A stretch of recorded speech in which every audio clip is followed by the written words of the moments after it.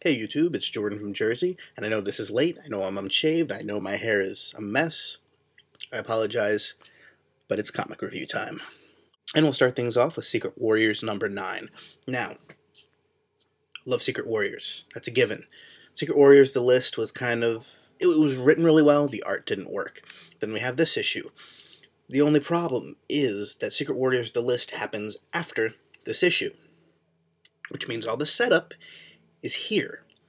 So that didn't work at all. I have no idea why Marvel thought it was a good idea to release them in that order. Maybe the art was done on one first. But hey, you've got like 100 different The List titles. Why didn't you just switch what week 2 of them came out so it would make more sense timeline-wise? Anyway, great issue. For those of you who read this book and complain, hey, we never actually see the titular Secret Warriors, you're going to see them in this book a lot. And wow, let's face it, we don't all even know the names of the characters, except for Yo-Yo, who's awesome in this issue, by the way. Oh my gosh, awesome. They are really carving out a name for themselves, and they all stand up to Norman Osborn in this issue in some big bad ways. Great issue, pick it up, enough said. If I had any problems with this issue, the only thing is that it read really fast. I mean Walking Dead fast. Lots of splash pages, and, I was through it in a few minutes. Beyond that, still a great book. And next up we have The Amazing Spider-Man Presents Anti-Venom, New Ways to Live. I kind of liked the first issue. I said it was it was the weakest of the recent Spider-Man miniseries, although the other two were pretty strong, so it wasn't saying a lot. This one, I don't know, it had some funny moments between Anti-Venom and the Punisher. Other than that, it was very by the numbers. Next up, Ender's Shadow, issue 2 of 5. I love this series, I love this series, I love this series, I love this series so much. This and Ender's Game, Ender's Shadow, they're so good. I particularly like Ender's Shadow because I never read the book Ender's Shadow. I did read Ender's Game, so I'm familiar with the character of Bean, the main character from Ender's Shadow. But I didn't know everything that went on in his life. So it is really cool to see them.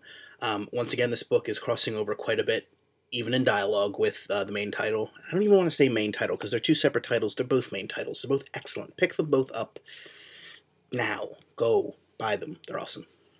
Next up, we have Guardians of the Galaxy, issue 19, with Kang, the Conqueror. That's a terrible voice for him, but whatever. The art in this issue is the same exact artist as the last issue. I loved his art in that issue. I think I loved it anyway. If I said something different in the other video, just forget I said that. But I'm pretty sure I loved his art in the other issue, because it was time travel and it was crazy alternate universes. It was a bit cartoony, but it's awesome.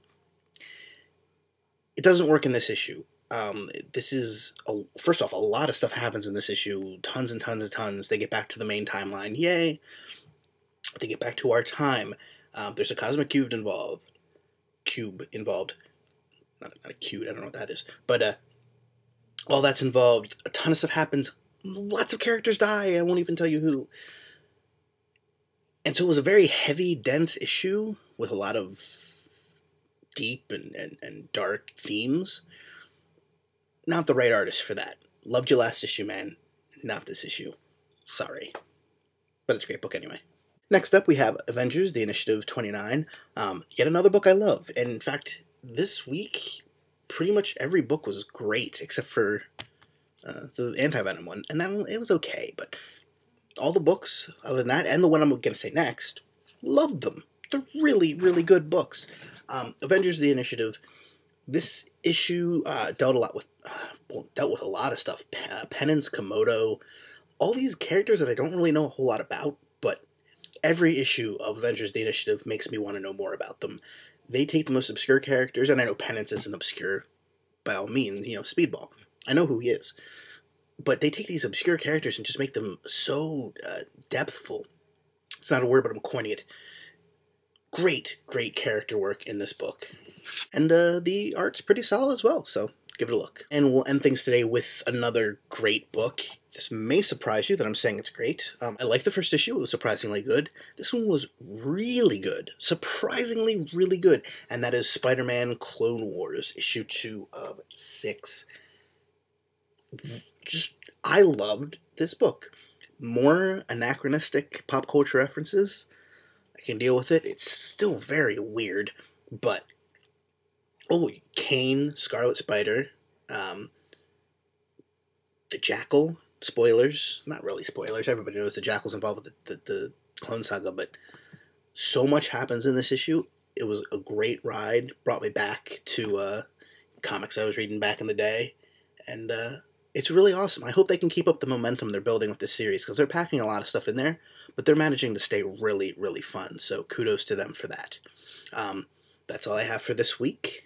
I will be back, well, tomorrow is Wednesday. As I record this, tomorrow is Wednesday with even more comics. I'll try to get it recorded earlier. I'm in law school. Lots of stuff happens. Just got a new car, all that kind of stuff. Then my check engine light came on. You don't care about that. It's fixed now. Yay, it was only a spark plug wire, so that was nice and cheap. I'll keep rambling, but goodbye. I'm going to eat some more of my snack here. And don't forget to follow me on Twitter. Twitter.com/Jordan from NJ. Jordan from Jersey here. Jordan from NJ on Twitter. This stuff's good for the bones.